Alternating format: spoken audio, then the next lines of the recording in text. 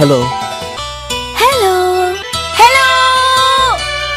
சொல்லத்தான் நினைக்கிறேன், சொல்லாமல் தவிக்கிறேன். காதல் சுகமானது.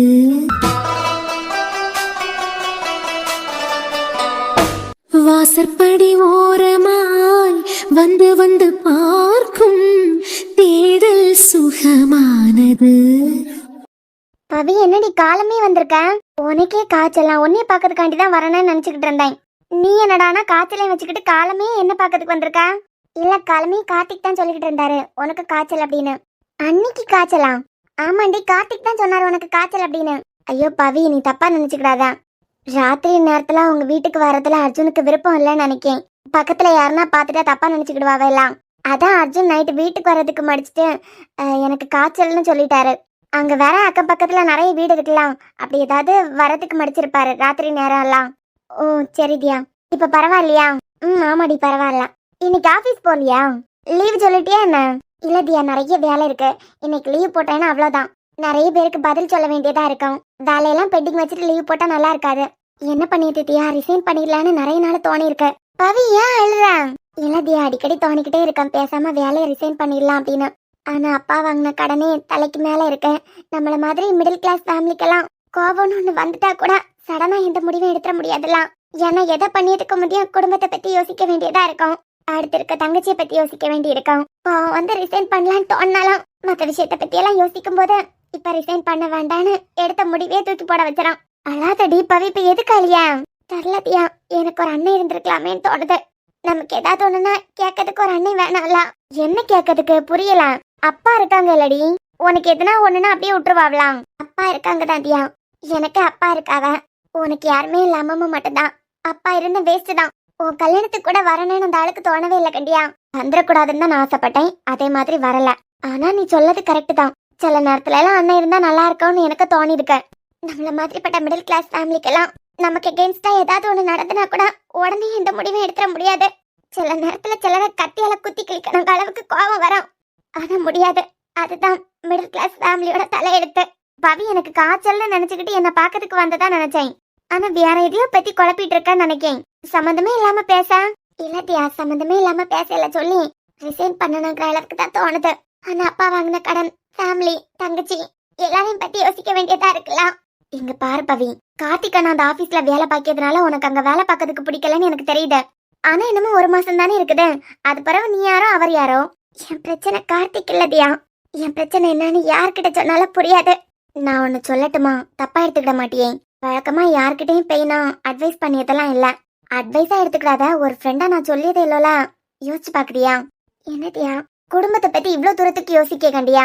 வேலையை விட்டா அப்பா வாங்கின கடனை தீர்க்க முடியாது. உன் தங்கச்சி இருக்கா, அவ வாழ்க்கையை பத்தி யோசிக்கணும். எல்லாத்துலயும் தெளிவா தானே இருக்க. அப்பனா வீட்டுல அமைச்சு கொடுத்த வாழ்க்கை மட்டும் எப்படி தப்பா போவோம்? ஏண்டி உனக்கு ஒரு தடவை கூட கார்த்திக் அண்ணனுக்கு கூட வாழணும்னு தோணுனதே இல்ல? வீட்டுல உள்ளதையே உன் நல்லதுக்காண்டி யோசிச்சுதானே கார்த்திக் அண்ணனை கல்யாணம் பண்ணி வச்சிருப்பாவ. உன் நல்லதுக்காண்டி யோசிக்கவே கார்த்திக் அண்ணன் உனக்கு கொடுத்தது மட்டும் எப்படி தப்பா போவான்னு நினைக்கியா? என்னை பத்தி தான் யோசிக்கிறதுக்குன்னு அம்மா அப்பான்னு யாருமே இல்ல. எனக்கு எப்படியாவது நல்ல வாழ்க்கை அமையணும்னு சொல்லிக்கிட்டு அம்மா ஆசைப்படுவாவ. வேற நல்லதா அமைச்சு கொடுக்கறதுக்கு அம்மா அப்பா அண்ணன்னு யாருமே இல்ல. உனக்கு அப்படி இல்லையடி. 2 வீட்டுல உள்ளவையெல்லாம் ஒண்ணு சேர்ந்து உங்களுக்கு அமைச்சு கொடுத்த வாழ்க்கை ஒரு தடவை கூட வாழ்ந்து பார்க்கலான்னு உனக்கு தோணவே இல்லையா பவி? ஒரு தடவை இல்லையா, 1000 தடவை தோடி இருக்கு கார்த்திக் கூட ஒண்ணு சேர்ந்து வாழலாம் அப்படின்னு. பதியக்கா உண்மையதான் சொல்லிட்டு இருக்குதியலா?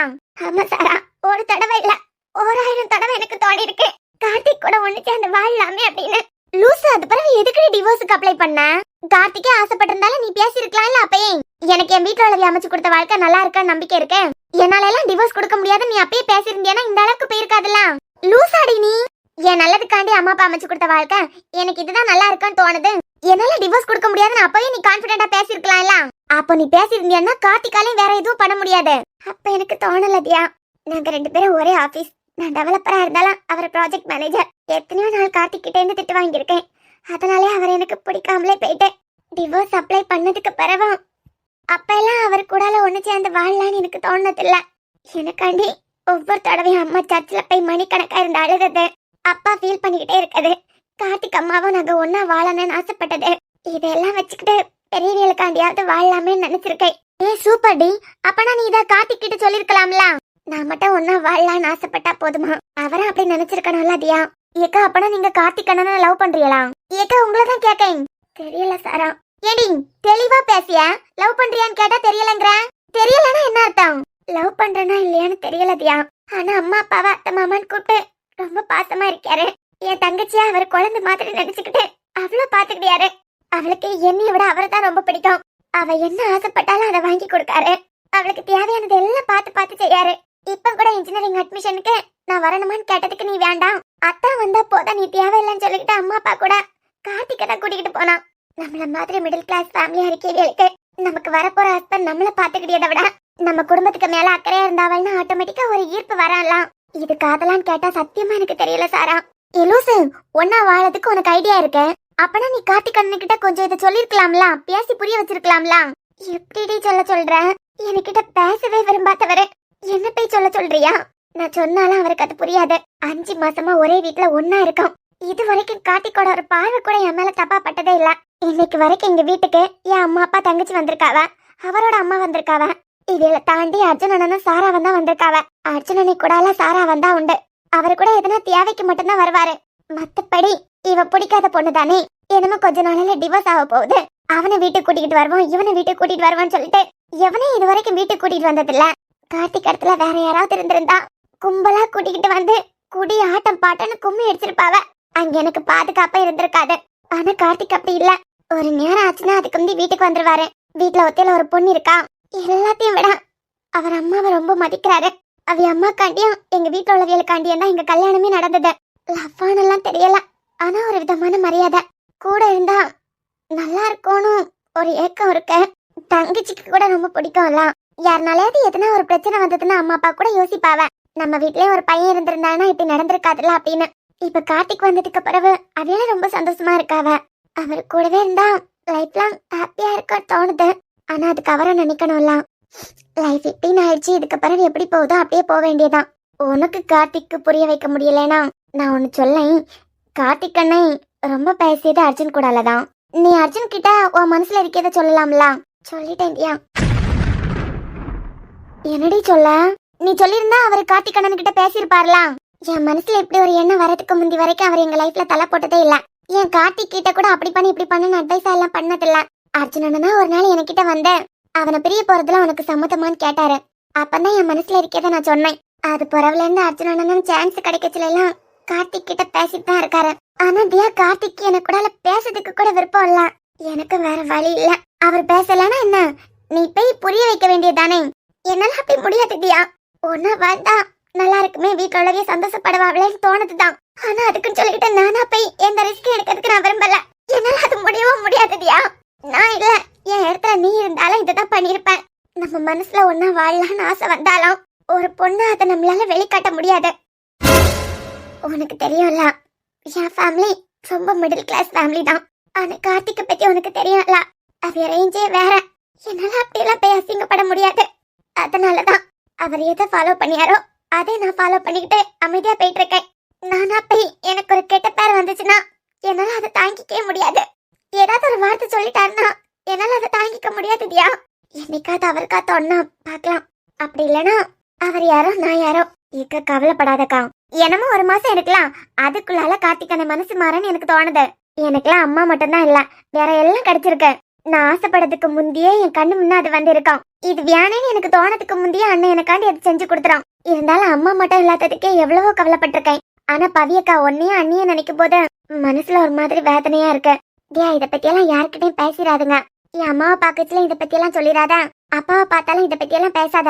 அவ என்னமோ வருத்தப்படுவாவ. நம்ம பொண்ணு வாழணும்னு ஆசைப்பட்டா அந்த வாழ்க்கை கிடைக்காம போயிட்டேன் அப்படின்னு இதுக்கும் சேர்த்து வருத்தப்பட வேண்டியதா இருக்கும். புரியுதுடி.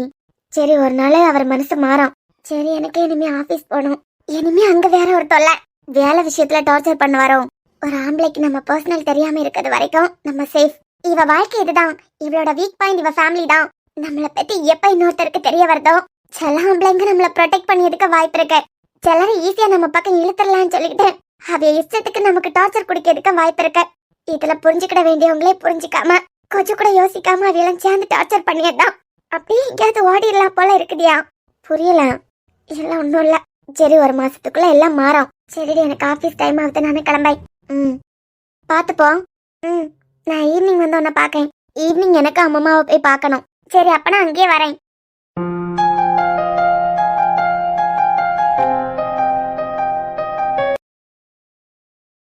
ஏண்டா காலமே வீட்டுக்கு யாராவது வந்தாவலாம்? கார்த்திக் அண்ணனுக்கு ஒய்ஃப் வந்தாவ. அன்னைக்கு கூட கொஞ்ச நேரம் பேசிக்கிட்டு கொஞ்சம் முன்னதான் கிளம்புனாவ.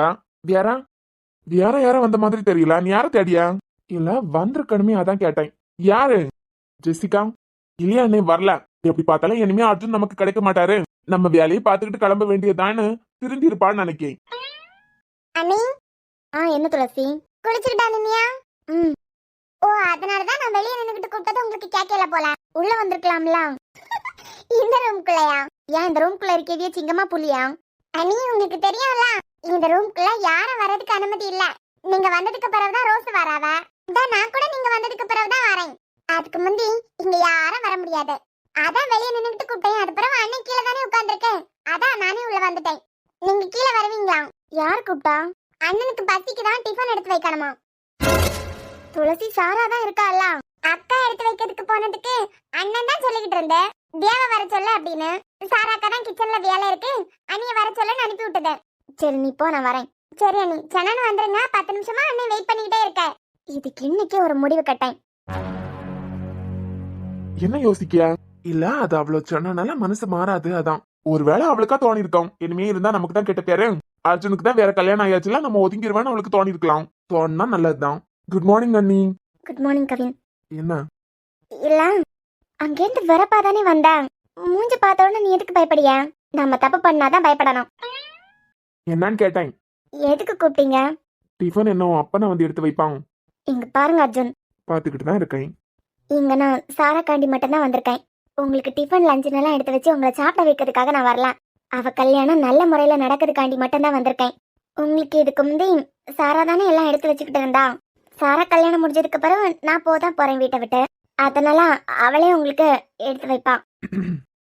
இங்க நீ வந்திருக்கிறது சாரா கல்யாணத்துக்காண்டி மட்டும் இல்ல, நீ எனக்கு பொண்டாட்டியா இருக்கிறதுனாலதான் சாரா கல்யாணத்துக்கு நீங்க இருக்கணும்னு எல்லாரும் ஆசைப்பட்டாவ. அப்படி இருக்க பட்சத்துல நீ எனக்கு ஒய்ஃப் தான். நீ இங்க இருக்கிறது வரைக்கும் எனக்கும் ஒய்ஃபா நடந்துகிட்டு தான் ஆகணும். இன்னைக்கே நீ போனோம்னால எனக்கு ஒன்னும் பிரச்சனை இல்ல. ஆனா இங்க இருந்தா நீ எடுத்து வச்சுதான் ஆகணும். இது என்ன அநியாயமா இருக்க? அப்புறம் வித்யா, கவின் இருக்கிறதுனால எனக்கு சத்தம் போட முடியல. எடுத்துட்டு வரியா? தலை எடுத்து. ஏனே, எனக்கு ஒரு சின்ன சந்தேகம். உனக்கு சந்தேகம் ஒண்ணு வரலன்னா தாண்டா அதிசயம். இல்ல அம்மாவையும் ஜெசிகாவையும் அதிகமாவே நீ கடுப்பேத்த மாதிரி இருக்கு. கடுப்பேத்ததுக்காண்டி தான் இப்படி எல்லாம் பண்ணுதியா? இல்லனா நிஜமாவே அண்ணி உனக்கு பிடிச்சிருக்கா? ஏண்டா இப்படி எல்லாம் சந்தேகம் உன் மண்டைக்குள்ள வருதுல்ல, இந்த நேரத்துல புக் எடுத்து வச்சு எல்லாம் படிக்கலாம்ல. தேங்க்யூ. நான் கிளம்பலாம்ல. நான் சாப்பிட்டுக்கிட்டு இருக்கும்போது எனக்கு எதனா தேவைன்னா யார் வருவா? ஏனே, ஏன் பஞ்சாயத்தை முடிச்சுக்கிட்டு அங்க பேசு. என்னடா உனக்கு? இங்க நான் உனக்கிட்ட எதனா கேட்டதுக்கு மட்டும் பதில சொல்ல. அதை விட்டுக்கிட்டு எப்ப பேசினாலும் 28 பேப்பரை எப்ப கிளியர் பண்ண போறேன்? புக் எடுத்து வச்சுக்கிட்டு படிக்கலாம்ல. வயசு பையனுக்கு வார சந்தேகத்தை கூட தீர்த்து வைக்க மாட்டேங்க. இப்ப கூட என்கிட்ட வெட்டியா இருந்து பேசிக்கிட்டு இருக்க நேரத்துல எடுத்து வச்சு படிக்கலாம்ல. யோ, என்ன அவன் பிரச்சனை? என்னது அண்ணே, எப்ப பார்த்தாலும் இந்த தம்பிக்கு நல்லதுக்காண்டி படின்னு யோசிச்சுக்கிட்டே இருக்கிறியே. உன் நல்ல மனசை யோசிச்சு பெருமைப்பட்டுக்கிட்டு இருக்கேன். இப்பேற்பட்ட ஒரு தங்கமான அண்ணன் யாருக்காவது கிடைக்குமா? இல்ல, நம்ம 2 மாசத்துல என்கேஜ்மெண்ட் இருக்கலாம். என்கேஜ்மெண்டா? யாருக்கு? உனக்கு தான். எனக்கா? ஆமாண்டா, அருக்காணி கூட என்னமா 2 மாசத்துல உனக்கு என்கேஜ்மெண்ட் நடக்க போகுதுல. எப்படியும் 28 பேப்பரே நீ கிளியர் பண்ணிய மாதிரி எனக்கு தெரியல. அப்படின்னா வேற ஆப்ஷன் இல்ல தானே? அருக்காணியை நீ கல்யாணம் பண்ணி தான் ஆகணும். 2 மாசத்துல என்கேஜ்மெண்ட். நடுவுல இன்னொரு ஆப்ஷனை வச்சிருக்கேன். 8 லட்சம் ரூபா. என்னமோ ஒரு நாளைக்குள்ள பாரு. என் ரேஞ்சே வேற. அப்ப நீ வாய் மேல கைய வச்சு வாயப்பட வந்து பாக்கதான் போறேன். எப்படி என்னமோ ஒரு நாளைக்குள்ள 8 லட்சம் ரூபாய் என் கையில வச்சிருவேன். ஒரு நாளைக்குள்ள இல்ல, ஆனா 2 மாசத்துக்குள்ள வச்சிருவேன். ஆனா என்னமோ ஒரு நாளையில என் ரேஞ்சே வேற. அண்ணி, என்னமோ 1-2 நாளைக்குள்ள என் ரேஞ்சே வேற இருக்க போகுது. அண்ணி, உங்களுக்கு கூட ஒரு சர்ப்ரைஸ் காத்துக்கிட்டே இருக்கு தெரியுமா? சர்ப்ரைஸா? எனக்கு என்ன சர்ப்ரைஸ்? அது வேற ஒண்ணும் இல்ல. குழந்தை ஒரே நாளில கலெக்டர் ஆகி சரித்திரம் படிக்க போறான் இல்ல. அப்பேற்பட்ட சந்தோஷத்தை உனக்கு கவின் தரப்போறான். அப்படிப்பட்ட சர்ப்ரைஸ பத்தி தான் அவன் இப்ப பேசிக்கிட்டு இருக்கான். கவினு, நிஜமாவா? கிரே, நீ கலெக்டர் ஆனியனா எங்க எல்லாருக்கும் சந்தோஷம் தான். மாமாட்ட தாத்தா பாட்டிக்கிட்ட எல்லாம் சொல்லிட்டியா? அம்மா, என்ன எக்ஸாம் எழுதுன? இன்னசென்ட் மாதிரியே கலாய்க்கியாவளே. இந்த ஆளுக்கு வேற சிரிப்பு அடக்க முடியல போல. ஆனா கவினு, என்னமா நீதான் சிங்கிள் டிகிரியே முடிக்கலையே? அண்ணி, போத நடத்துங்க. இல்ல கவினு, உனக்கு கலெக்டர் போஸ்டிங் எல்லாம் கிடைச்சிருக்கலாம். அம்மா, இங்கெல்லாம் ட்ரீட் இல்லையா? அண்ணி, போதும். இல்ல கவினா, நீ வேற 2 நாளா சொல்லிக்கிட்டு தானே இருக்க என் ரேஞ்சே வேற அப்படின்னு. நிஜமாலுமே எதனா எக்ஸாம் எழுதி பாஸ் பண்ணிட்டியா? நீ போதும். இத குழந்தை கூட நம்பாதுன்னு எனக்கு தெரியும். 2 பேரும் சேர்ந்த கலாய்க்குதியா? கலெக்டர் அப்பனா நீ கலெக்டர் ஆகலையா? இதுங்க ரெண்டும் ஒண்ணு சேர்ந்ததுன்னா அண்ணே நம்ம விஷயத்துல தலை போடாதுன்னு நினைச்சுக்கிட்டு 2 பேரும் ஒண்ணு சேர்க்க நினைக்கும். ஆனா நடக்கிறத பார்த்தா இது ஒரு ரெண்டும் ஒண்ணு சேர்ந்தா நம்மளே வச்சு கலாய்க்கும் போலாம். இப்ப இவ 2 பேரையும் ஒண்ணு சேர்க்கியதா இல்ல பிரிச்சு விடியதா? என்னடா இது, நம்மளையே கன்ஃபியூஸ் பண்ணி விட்டுட்டாவா? எதியா இதா வந்துட்டுலாம். தியா, உனக்கூடல கொஞ்சம் பேசணும். பேசு. இல்ல தனியா பேசணும். தா அப்படி போய் பேசு. ஸ்டாப் இட் அர்ஜுன், நான் அவ கூடல தானே பேசிக்கிட்டு இருக்கேன். தியா, உனக்கூடல கொஞ்சம் தனியா பேசணும்னு சொல்லலாம். வா. ஹலோ. ம்? எங்க போற? இல்ல ஜெசிகா தான் கூப்பிட்டாலாம். நானும் தான் உன்னைய கூப்பிட்டேன். பிஸியா இருக்கா? என்ன கலெக்டர் வேலைய பாத்துக்கிட்டு இருக்கான்? சும்மா நின்னு வாய் பாத்துக்கிட்டு தானே நிக்கான். வாய் பாத்துக்கிட்டு நிக்காளா? புருஷன் சாப்பிட உட்கார்ந்துருக்கான். அவன் எனக்கு பரிமாறிட்டு நிக்கிறது உனக்கு கண்ணுக்கு தெரியலையா? வாட்? இதெல்லாம் ஒரு வேலையா? தியா, உனக்கூடல கொஞ்சம் பேசணும்னு சொல்லலாம். வா. டே கவினன், சொல்லு நைன். ஏன் பொண்டாட்டி ஏன் பேச்சை கேட்டு இங்க நிக்கணுமா, இல்லனா இவ பேச்சை கேட்டு இவ பின்னாடியே போணுமா? அது எப்படின்னு அவ பின்னாடி போக முடியும்? கல்யாணாலும் புருஷன் இல்ல, புருஷனுக்கு பிறகுதான் மத்தவி எல்லாரும். அதனால புருஷன் தான் தெரியுதுல. எடுத்த காலி பண்ணு. தியா, உனக்கூடல கொஞ்சம் முக்கியமா பேசணும்னு சொல்லலாம். 10 நிமிஷம் அப்படி வந்துட்டு போ. என்ன குண்டச்சி, உனக்கு நான் முக்கியமா இல்லனா அவ முக்கியமா? குண்டு, என்னைய கவனிக்கதானமா உனக்கு பெரிய வேலை. நான் சொல்லது சரிதானே குண்டச்சி? குண்டு, என்ன கன்றாவி இது? கன்றாவியா? ஏய், உனக்கு நான் பைத்தியமா பிடிச்சிருக்கேன். ஏன் பொண்டாட்டிய நான் செல்லமா குண்டச்சின்னு கூப்பிட்டேன், அத நீ எப்படி கன்றாவின்னு சொல்லலாம்? ஓ சாரி, இதெல்லாம் நீங்க கேட்டிருக்க மாட்டியல. ரூம்ல மட்டும்தான் அவளை நான் குண்டச்சின்னு கூப்பிடுவேன். அதனால உங்களுக்கு தெரியறதுக்கு வாய்ப்பு இல்ல. அர்ஜுன், இவளுக்கு பிரஷர் யாரி மேல போய் சேர்ந்துருவா போலயே. இந்த மாதிரி காமெடி பண்ணி வேலையெல்லாம் என்கிட்ட வச்சுக்கிடாதுங்க. ஏன் என்ன பைத்தியமா? ஏன் பொண்டாட்டிய நான் செல்லமா குண்டச்சின்னு கூப்பிட்டேன். இவனுங்களுக்கு காமெடி பண்ணியதுக்கு நான் தான் கிடைச்சனா? அர்ஜுன், என்ன நீங்க கடுப்பேத்திக்கிட்டு இருக்கீங்க நல்லாவே தெரியுது. இதுல குண்டச்சி கன்றாவி. கேளு, ஏன் பொண்டாட்டிக்கு நான் வித்தியாசமா இருக்கட்டும் சொல்லிக்கிட்டு செல்ல பேர் வச்சிருக்கேன். இந்த டார்லிங், பேபி, பப்பிமா, பட்டுமா, அம்மு, ஜில்லு, குல்ஃபி, ஜிலேபி, லட்டு, ஜாங்கிரி, பூந்தி, குட்டிமா, இதெல்லாம் எல்லாரும் கூப்பிடியது. இந்த வரிசையில போப்படாதுன்னு சொல்லிக்கிட்டு தான் நான் வித்தியாசமா குண்டச்சின்னு பேர் வச்சிருக்கேன். என் செல்லத்தை நான் செல்லமா எப்படி வேணாலும் கூப்பிடுவேன். இதெல்லாம் கன்றாவின்னு பேசினேன்னு வச்சுக்கான், மொபைல முழுசா வீடு போய் சேர மாட்டேன். இப்ப வர முடியுமா முடியாதா? நான் தான் சொல்லிக்கிட்டு இருக்கேன், சாப்பிட்டுக்கிட்டு இருக்கேன். நான் சாப்பிட்டு முடிச்சதுக்கு அப்புறம் நீ பேசு. நான் சாப்பிட்டு முடிக்கிறது வரைக்கும் அவ பக்கத்துல நின்னுதான் ஆகணும். போ, அந்த பக்கமா போய் வெயிட் பண்ணு. சாப்பிட்டு முடிச்சதான் வருவா. போன்னு சொல்லலாம். என்ன குண்டச்சி, நம்ம காதல் எவ்வளவு தெய்வீகமானது. என் புருஷன் பசிதான் எனக்கு முக்கியம். அவ சாப்பிட்டதுக்கு அப்புறம் வரேன்னு சொல்ல மாட்டியா? நீ உருட்டுறா, நீ தனியா உருட்டு. எதுக்கு ஏன் தலைய அடமான வச்சு உருட்டுறீங்க? என்னமா? அதான் சொல்றாருலாம், சாப்பிட்டு முடிச்சதுக்கு பிறகு வரேன். நீ வாடி, உனக்கு தரேன். ரைட்டு. என்ன? அவதான் கூப்பிடுறாலாம், பேசிட்டு வந்துறியனே. எனக்கு தேவையானது உன் அப்பா நான் வந்து எடுத்து வைப்பான். அர்ஜுன், தேவையில்லாம எங்க அப்பா வெளிக்கிய வேலையெல்லாம் வச்சுக்கிடாதுங்க. ஏந்தியா விட்டா இப்ப உங்க அப்பா எதிரில வந்தாருன்னா அப்படியே அவரை கட்டி பிடிச்சு முத்தமலையா பொழிஞ்சிருவ போல இருக்கு. ரொம்ப பாசம் போல. ஆமா, இவர் என்ன அவிய அப்பாய டெய்லி கட்டி பிடிச்சு முத்தமலையா பொழிகிறாருலாம். பேச வந்துட்டாரு. ஓ, மைண்ட் வாய்ஸா? எனக்கு அப்படி அந்த ஆளை கட்டி பிடிச்சு முத்தமலையா பொழியணும்லாம் அவசியம் இல்ல. ஏன்னா இந்த விஷயத்துல அர்ஜுன் மனசு எப்பவும் மாற போறது இல்ல. ஆனா என் குண்டச்சிக்கு அப்படி இல்ல போல. அப்பா பாசம் அப்படியே தொண்டை வரைக்கும் வந்துட்டு போல. நான் அவ்வளவு குண்டாவா இருக்கேன்? இந்த பேரை நீங்க சொல்லத்துல எனக்கு அசிங்கமா இருக்க. இதுல செல்ல பேரம். கவினு, நான் குண்டாவா இருக்கேன்? இல்ல, நீங்க எவ்வளவு மெலிஞ்சு போய் ஒல்லியா இருக்குறியா? அதுவும் இப்ப பாக்கியவியெல்லாம் கேட்டுக்கிட்டே தான் இருக்காவ. ஒழுங்கா சாப்பிட்டது இல்லையா, இப்படி ஒல்லி ஆயிட்டா அப்படின்னு. என் பார்வைக்கு நீ குண்டச்சிதான். இந்த ஆளுக்கு கண்ணு குருடா இருக்கான். கண்ணு குருடாகலமா, வெயிட்ட தாங்கினவியலுக்கு தானே தெரியும். ஒருக்கா அப்படி பேசியாரு, ஒருக்கா எப்படி பேசியாரு. என் மேல ரொம்ப வெறுப்பா இருக்கதா பேசினாரு. ஆனா நார்மலாவும் பேசியாரு. புரிஞ்சிக்கவே முடியல. அர்ஜுன், ஜெசிகா பேசணும்னு சொல்லி வெயிட் பண்ணிக்கிட்டே நிக்கா. நான் போய் என்னன்னு கேட்டுட்டு வந்துறேன். தியா, ஞாபகத்துல இருக்கட்டும், 4 செவத்துக்குள்ள நடக்குது. வெளியே போனா என்னோட இன்னொரு முகத்தையும் நீ பார்க்க வேண்டியதா இருக்கும். நான் வெளியே உனக்கிட்ட எப்படி நடந்துக்கிட்டேனோ அது உண்மையா இல்லையான்னு தெரிஞ்சுக்கிறதுக்காண்டிதான் உன்னை தனியா பேசுறதுக்கு கூப்பிடுது. அவ அப்படி இப்படின்னு எதுனா கேட்டதான். அப்படி இல்ல அவர் போய் சொல்லியாரு, இப்படி இல்ல அவர் போய் சொல்லியாரு, அது இதுன்னு ஆர்கியூ பண்ணி அவளுக்கு எதையாவது புரிய வைக்க நினைச்சேன் தியா. அதுவும் எனக்கு கோவத்தை தான் வர வைக்கும். ஞாபகத்துல இருக்கட்டும் தியா, நீ எதை ஒண்ணு பண்ணியதுக்கு முந்தைய இது அர்ஜுனுக்கு பிடிக்குமா இல்லையான்னு யோசிச்சுக்கிட்டு பண்ணு. அப்படி மட்டும் இல்லன்னு வச்சுக்கா, சத்தியமா சொல்லேன் தியா, நான் கோவப்பட்டேன்னு வச்சுக்கா, என் எதிரில நின்னு நீ பேசிக்கிட கூட மாட்டேன். So careful. இதுக்கு முன்னமே நீங்க அட்டண்டன்ஸ போட்டிருப்பேன்னு நினைச்சேன், பட் லேட்டா வந்திருக்க. இதுக்கு புறவா அவ வாயில இருந்து நீ எதையாவது வாங்கிக்கிடுவேன். என்ன ஜெசிகா, எனக்கிட்ட ஒரு பக்கமா சத்தியம் பண்ணி கொடுத்துட்டு இன்னொரு பக்கமா ஆட்டமா போட்டுக்கிட்டு இருக்க. ஆட்டம் போட்டாவலாம்? யாரு? யார் ஆட்டம் போட்டுக்கிட்டு இருக்கான்னு உனக்கு தெரியாதா? நீ என்ன உளற? எனக்கு புரியல. எனக்கிட்ட என்ன சொன்ன? அர்ஜுன் எனக்கு தான் சொன்னியா? ஆனா நீ என்னடானா அர்ஜுன் கூட ஆட்டம் பாட்டம் கும்மாளன்னு போட்டுக்கிட்டு இருக்க. நான் எதுக்கு அவர் கூட ஆட்டம் போடணும்? தியா, இப்படி எல்லாம் நடிக்கவியெல்லாம் என் வாழ்க்கையில எப்போ பாத்துட்டேன். எனக்கிட்ட அந்த பக்கமா அர்ஜுன் எனக்கு தான் சொன்ன. ஆனா நீ இப்ப என்ன பண்ணிக்கிட்டு இருக்கான்னு உனக்கே தெரியுதா? என்னமோ அவர் உன் புருஷன் மாதிரி பக்கத்துல போய் நிக்க, உன்னைய பொண்டாட்டின்னு சொல்லிக்கிட்டு சாப்பாடு எடுத்து வைக்க சொல்லியதா நீயா அப்படியே போய் நிக்க. நான் அவர் வீட்டுல இருக்கேன், சாப்பாடு எடுத்து வைன்னு சொன்னா வச்சுதான் ஆகணும். கேள்வி கேட்கணும்னா அவர்கிட்ட போய் கேளு. எனக்கு கேட்க தெரியும். எல்லாத்தையும் விட தியா, நேத்தைக்கு அர்ஜுன் ஆப்போசிட்ல வரச்சுல தியானே விளதுக்கு போயிருக்க. அவர் உன்னை நீ விழப்படாதுன்னு சொல்லிக்கிட்டு தாங்கி பிடிச்சதா? அப்பப்பா, வீட்டோட ஹாலே உங்களுக்கு பெட்ரூம் மாதிரி மாறிட்டு போல. எல்லாரும் இருக்கச்சுல இப்படி ஆட்டம் போட்டவியா? உங்களுக்கு தனியா ரூம் இருக்கு. என்னென்ன அநியாயத்தை எல்லாம் பண்ணிருப்பியலோ. இப்போ உனக்கு என்ன? எனக்கு தான் நீ சத்தியம் பண்ணி கொடுத்துருக்கல. அது பறவைக்கு நீங்க கொஞ்சியதான் குண்டச்சின்னு அவர் கூப்பிடியதான் பொண்டாட்டி மாதிரி நினைச்சுக்கிட்டு சாப்பாடு எடுத்து வைக்க சொல்லியாரு. நீ பக்கத்துல போய் நிக்க பல்ல இழிச்சுக்கிட்டு. நான் உங்களுக்கு பொண்டாட்டியா? சாரா காட்டி தானே வந்திருக்கேன். இதெல்லாம் என்னால செய்ய முடியாது. நீ அடிச்சு பேச வேண்டியதானே. இதெல்லாம் நீ அவர்கிட்ட தான் போய் கேட்கணும். அவர் வீட்டுல இருக்கேன், சாப்பாடு எடுத்து வைன்னு சொன்னா வச்சுதான் ஆகணும். இதெல்லாம் எனக்கு தப்புன்னு தெரியல. உனக்கு இதெல்லாம் தப்புன்னு தெரிஞ்சதுன்னா அவர்கிட்டே போய் கேளு. சரியான அறிவு கட்டத்தனமா இருக்கு. இவன் இந்த வீட்டுக்கு வராம இருந்தாலே நம்ம நிம்மதியா இருக்கலாம். இவ்வளவு நிலனோட அம்மாவாலேயும் தான் இவையெல்லாம் கடுப்பேத்தனன்னு சொல்லிக்கிட்டு தான் சாப்பாடு எடுத்து வை, டிஃபன் எடுத்து வைன்னு ஏன் உயிரை வாங்காரு. இதுல பத்தாததுக்கு குண்டச்சி வேற. நீ வராம இருந்தாலே இப்படி எல்லாம் என்கிட்ட அட்வான்டேஜ் எடுத்துக்க மாட்டாரு. என்னால உனக்கு நிம்மதி இல்லாத மாதிரி நீ கத்திய. ஆனா ஜெசிகா, உண்மை என்னன்னா நீ இந்த வீட்டுக்கு வர்றதுனாலதான் என்னால நிம்மதியா இருக்க முடியல. உங்களை கடுப்பேத்ததுக்காண்டி என்னவோ புருஷன் பொண்டாட்டி மாதிரி என்கிட்ட உங்க முன்னாடி நடந்துகிட்டு இருக்காரு. தொடக்கத்துல அந்த ரூம்ல தான் எனக்கு பாதுகாப்பு இல்லைன்னு நினைச்சேன். ஆனா இப்பதான் புரியுது, அந்த ரூம்ல மட்டும்தான் எனக்கு பாதுகாப்பு. ரூம்ல மட்டும்தான் அவர் அவரா இருக்காரு, நான் நானா இருக்க முடியுது. வெளிய வந்தாலே உனக்காண்டியா நிலனோட அம்மா காண்டியா நடிக்க ஆரம்பிச்சிட்டாரு.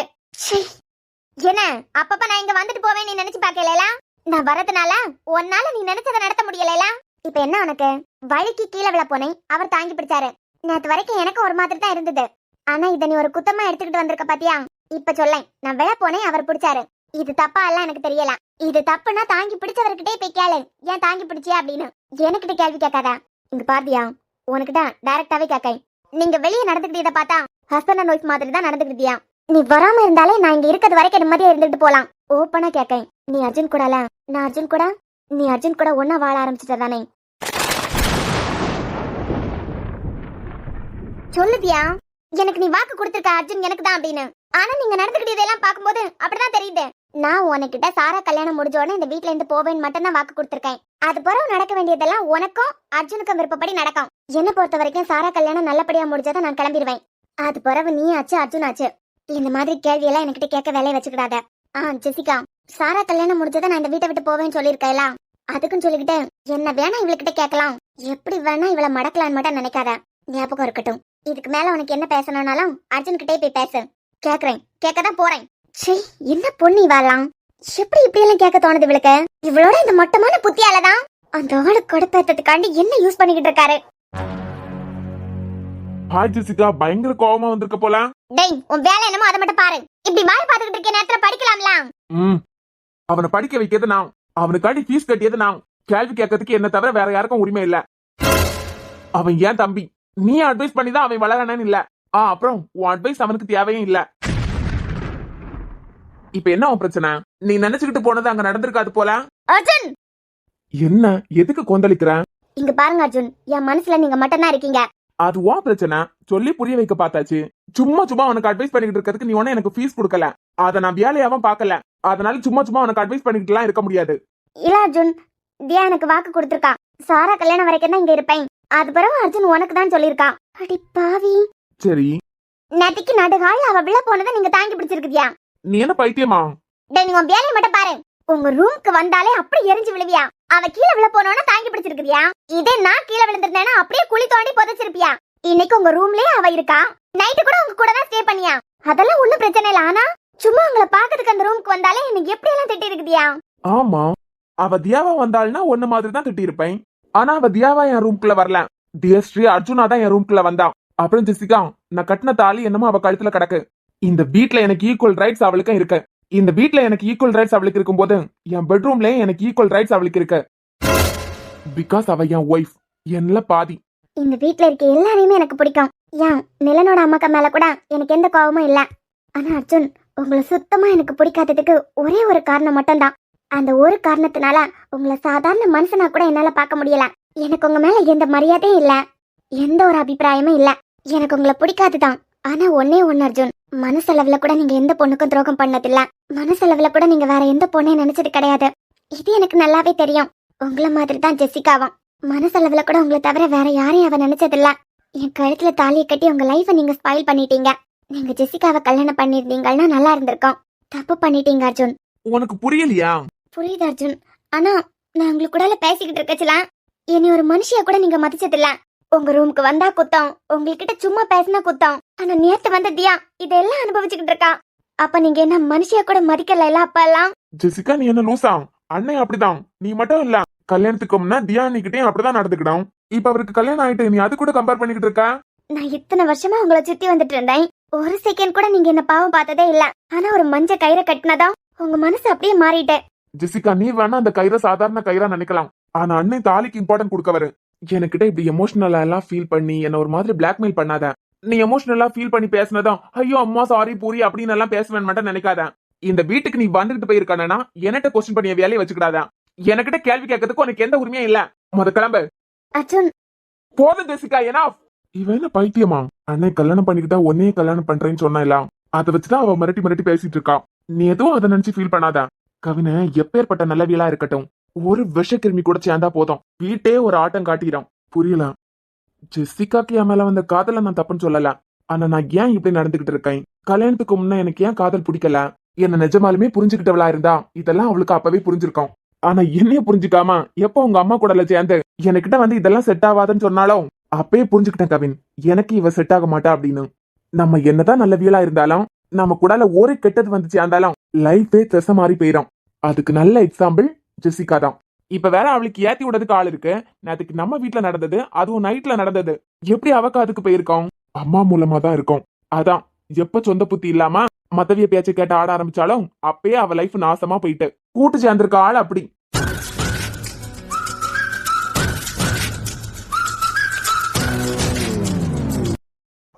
கவலைப்பட்டுக்கிட்டே இருக்கிறதுனால ஒரு பிரயோஜனமும் இல்ல.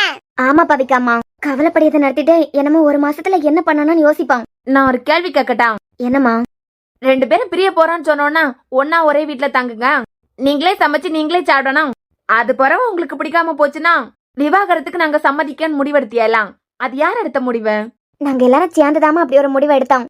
6 மாசம் தனியா வீட்டுல இருந்து சமைச்சு சாப்பிட்டாவதுனாலாவது ஒருத்தர் முஞ்ச ஒருத்தர் பார்த்துதான் ஆகணும். வேற வழி இல்லாம பேசி எடுத்து இருந்து ஒண்ணு சேருவாவான்னு நினைச்சோம். அங்கதான் நீங்க தப்பு பண்ணிருக்கியா?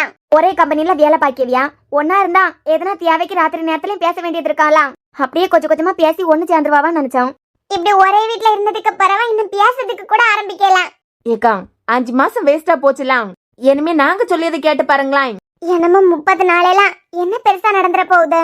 ஏக்கா 5 மாசம் அவிய 2 பேரையும் ஒரே வீட்டுல இருத்தி அவியலே சமைச்சு சாப்பிட்டு ஒன்னா ஆபீஸ் போவாவா, அதுக்கப்புறம் ஒண்ணு சேருவாவான்னு ஆசைப்பட்டு தானே தனியா அனுப்புனியா? அது நடக்கல. அப்பனா நீங்க ரூட்டை மாத்தி பாருங்க. புரியலமா? நீங்க என்ன பண்ணுதியானா? என்ன சொன்னாலும் செய்வியலா? அம்மாடி, எங்களுக்கு அவிய 2 பேரும் ஒண்ணு சேர்ந்தாலே போதும். 2 பேரும் நல்லா இருக்கணும் சந்தோஷமா இருக்கணும்னு சொல்லிட்டு தானே கல்யாணம் பண்ணி வச்சோம். பிரிஞ்சு போவதுக்கா கல்யாணத்தை பண்ணி வச்சோம்? தனித்தனியா இருத்தி தானே அவிய பேச ஆரம்பிக்கலாம். அவிய இஷ்டத்துக்கு நடந்துகிட்டாவ. ஒரு நாள் அவ சமைக்கணும், ஒரு நாள் அவன் சமைக்கணும். எல்லாரும் இப்ப பவிய கார்த்திகை எனக்கு வீட்டுல போய் இருந்து பாருங்களேன். ஆமா, தனியா இருந்ததுக்கு பிறவே பேசி சிரிச்சு இருக்க முடியல. இனிமே எல்லாரும் ஒரே வீட்டுல இருந்தா மட்டும் பேசி சிரிச்சு இருக்க போறாவலாம். எக்க பெய் தான் பாருங்களேன். எப்படி அதுக்கு சம்மதிப்பாவ? இதென்ன பெரிய தலை போற காரியமா? என்னமோ ஒரு மாசத்துல நீங்க பிரிஞ்சு போறியா? எனக்கு என் மருமோளு கூட இருக்கணும் நீங்க சொல்லுங்க. வசந்திக்கா, நீங்க கில்பட் அண்ணை, அது பிறகு அனமி, எல்லாரும் என்னமோ ஒரு மாசத்துல உங்க 2 பேருக்கும் விவாகரத்து கிடைக்க போகுதுல. விவாகரத்து கிடைச்சதுக்கு பிறகு எங்க மாப்பிள்ளை கூட ஒன்னா தங்க முடியாது. அதனால இந்த ஒரு மாசமா இந்த வீட்ல தங்க போறேன்னு சொல்லிட்டு எல்லாரும் ஒரே வீட்டுல டாரா போட்டுருங்க. நாங்க அங்க போறதுனால அவிய 2 பேரும் இருக்கதானே பெரிய பேலஸா. நீங்க எல்லாரும் அங்க போயிட்டியல்னா தனித்தனியா ரூம் எல்லாம் இருக்காது. அவிய 2 பேருக்கும் ஒரு ரூம் தான் கிடைச்சோம். இப்படி அவ ஒரு ரூம் அவன் ஒரு ரூம் அப்படி இருக்கிறதுக்கு வாய்ப்பு இல்ல. எல்லாம் அப்படி ஒரே ரூமுக்குள்ள அடைச்சா அடிச்சுக்கிட்டு தான் இருப்பாவ இப்பவும். ஏக்கா மோதல் ஆரம்பிக்கதான் காதல். மோதிக்கிட்டாவள்னா தானா காதல் வரும். அப்போனா என்ன திக்கிலுக்குதியா? எல்லாரும் அந்த வீட்டுல போய் செட்டில் ஆவிருங்க. ஆளாளுக்கு ஒரு ரூம் பிடிச்சிருங்க. அவியலுக்கு வேற ஆப்ஷனே இருக்காது. சண்டையாவது போட்டுதான் ஆவணும். பவியம்மா, நீங்க என்ன சொல்லுதியா? வீட்டுல கோழி எல்லாம் கிடக்கு. காலமா ஆனா 2 பேரும் ஆபீஸுக்கு போவாவ. ராத்திரி தானே வீட்டுக்கு வருவாவ. காலமா உங்க வேலையெல்லாம் பாக்கிறதுக்கு வீட்டுக்கு வாருங்க, ராத்திரி நேரத்துல அங்க போயிருங்க. பவியம்மா, எனக்கு சின்ன பொண்ணு சொல்லியது சரின்னு படுது. என்னமோ 1 மாசம் தானே. சரி, எல்லா வழியும் பார்த்துட்டோம், இனிமே இது கடைசி வழி, இதையும் நடத்திதான் பாப்போம். இனிமே பாருங்க, 2 பேரும் அடிச்சுக்கிட்டா கூட பரவாயில்ல. மக்களே, எம்பி சந்தோஷமா இருக்கு தெரியுமா? வாரேன்னு சொன்னாலே எப்ப வருவான் காத்துக்கிட்டே இருக்கேன். ஆமாமா, அத்த வீட்டுல உங்களை நல்லா பாத்துக்கிட்டியாவலாம்? அதெல்லாம் பாத்துக்கிட்டியாவதியா? யாரும் எதுவும் உங்களை தப்பா பேச மாட்டாவெல்லாம். அம்மாடி, மூஞ்சி சுளிக்கிறதுக்கு நான் என்ன படுக்கையாவா கிடக்கேன்? நடந்து தெரிஞ்சுக்கிட்டு தானமா இருக்கேன். நீங்க ஒன்னும் கவலைப்படாதுங்க மாமா. சாரா கல்யாணம் முடிஞ்சதும் நான் இங்க வந்துருவேன். நிலனா இருந்திருந்தா கட்டாயம் உங்களை அங்க கூட்டிட்டு போயிருப்பேன் நேரம். சாரா கல்யாணம் முடியது வரைக்கும் கொஞ்சம் அட்ஜஸ்ட் பண்ணிக்கிடுங்க. அம்மாடி தங்கம், நீ அந்த வீட்டுல இருக்கியதான் எனக்கு சந்தோஷம். நீ அங்க யாரும் இல்லாமம்மா, நாங்க எல்லாரும் நல்லா தான் பாத்துக்கிட்டியாவ. தியா, அர்ஜுன் தம்பிக்கு சித்தி, அவ எப்பவும் அப்படித்தானே அம்மம்மா. அர்ஜுன் அவைய எதுனா பேசினாலும் திருப்பி கேட்காரு. எங்க சந்தோஷமா இருந்தா அதே எனக்கு போதும். அம்மம்மா, பீரோல கொஞ்சம் ரூபாய் வச்சிருந்தேன். அந்த ரூபாயை ஏதாவது தேவைக்கு எடுத்துட்டியலா இல்லனா இருக்கா? இருக்குதாங்க, நீ வச்சுக்கிட்டு போனது அப்படியே தான் இருக்கு, உனக்கு சொல்லாம எடுக்க மாட்டேங்களா? சரி அம்மம்மா, அதை கொஞ்சம் எடுத்து தாரியலா? அம்மாடி, அங்க எதுக்காவது ரூபா தேவைப்படுதோ? அம்மம்மா, அது அர்ஜுனுக்கு ரூபா தான், அவருக்கு கொடுக்கறதுக்காண்டி வச்ச ரூபா தான். அர்ஜுன தம்பிக்கு நீ எதுக்குமா கொடுக்கணும்? அன்னைக்கு உடம்பு சரியில்லைன்னு உங்களை அங்கதானே அட்மிட் பண்ணிருந்தாவ. பில்ல அவரே கட்டிட்டாரு, அந்த ரூபாயை திருப்பி கொடுக்கணும்ல. அம்மாடி, திருப்பி கொடுத்தா அவர் மனசு கஷ்டப்படாதா? அம்மம்மா, உங்களுக்கு எதுக்கு அவர் செலவு பண்ணணும்? உங்களை பாத்துக்கிட்டதுக்கு எனக்கு தெம்பு இருக்கு, நான் பாத்துக்கிடுவேன். அவர் ஒண்ணு நமக்காண்டி செலவு பண்ணணும்னு எந்த அவசியமும் இல்ல. நான் எடுத்துக்கிட்டு போறதுக்கு மறந்துட்டேன், அதான் கொடுக்க முடியல. எடுத்துக்கிட்டு போயிருந்தேன்னா அன்னைக்கு இங்கிருந்து போனேல, அன்னைக்கு அவர்கிட்ட கொடுத்துருப்பேன். அவிய ஸ்டேட்டஸ்க்கு நம்ம ஸ்டேட்டஸ்க்கு நிறைய வித்தியாசம் தான் அம்மம்மா. ஆனா அவியல்கிட்ட இருந்து எந்த உதவியும் நமக்கு தேவையில்லை, கொடுக்கணும்னு முடிவு பண்ணிட்டேன். இல்ல, நானும் கேள்விப்பட்டிருக்கேன், இது வரைக்கும் நான் கேட்டதில்லதான். ஆனா ஊர்ல யாருக்காவது ரூபா தேவைப்பட்டனா போய் கேட்டா அர்ஜுன தம்பி கொடுக்கன்னு சொல்லுவாவ. அந்த உதவியெல்லாம் செய்யும். ஆனா எனக்கு கேட்காமலே ஆஸ்பத்திரியில ரூபாயை கட்டி இருக்கு. நீ அதை திருப்பி கொடுக்கச்சுல அது மனசு கஷ்டப்படப்படாதலாம். அதனால ஆமாமா, அதனால ஒன்னும் ஆகாது. அவிய ரூபாய அவியலுக்கு திருப்பி கொடுக்கும், அவ்வளவுதான். பொட்டிக்கு சாராவை கூட்டிக்கிட்டு அர்ஜுன் வந்திருந்தாரு துணி தைக்கிறதுக்காண்டி. தெரிஞ்ச பொண்ணுங்கிறதுனால ரூபா தராமலா போனாவ? ரூபா தந்துக்கிட்டு தான் போனாவ. அதே மாதிரிதான் என் அம்மாக்கு உடம்பு சரியில்லாததுக்கு ரூபாய் செலவாவி இருக்கு. ஆஸ்பத்திரிக்கு என் அம்மாக்கு பில் கட்டதுக்கு எனக்கு தெரியும். அவியலுக்கெல்லாம் கட்டணும்னு எந்த அவசியமும் இல்ல, தேவையும் இல்ல நமக்கு. அதை திருப்பி கொடுத்துடலாம். சரி தங்க, நான் போய் எடுத்துக்கிட்டு வரேன். போன உடனே அர்ஜுனுக்கிட்ட இந்த ரூபாயை கொடுத்துடணும்.